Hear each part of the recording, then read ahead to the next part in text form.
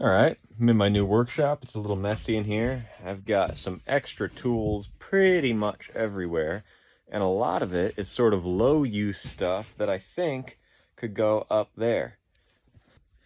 You can see that most of the shelves have a ledger board in front, which supports the shelf from sagging down. And then there's also a ledger board in back, and center supports if I felt it was necessary, and some boards on the side which are actually screwed into the wall.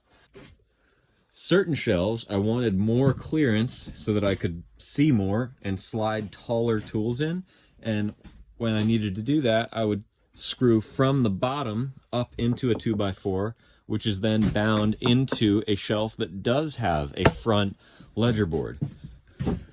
Similar principle utilized here to avoid having a ledger board. Actually, this shelf is only supported from the rafters above and then screwed up, and then this little cubby is simply attached to some little, basically spacer blocks attached from the top and the bottom.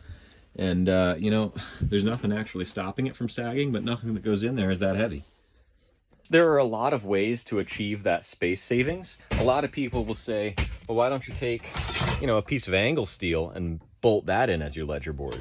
And that would totally work, but from my perspective, that amount of steel for an 8-foot shelf, that's 20, 30 bucks in steel if you go to a real supplier. And for my purposes, to save at most 2.5 inches, this is more than enough.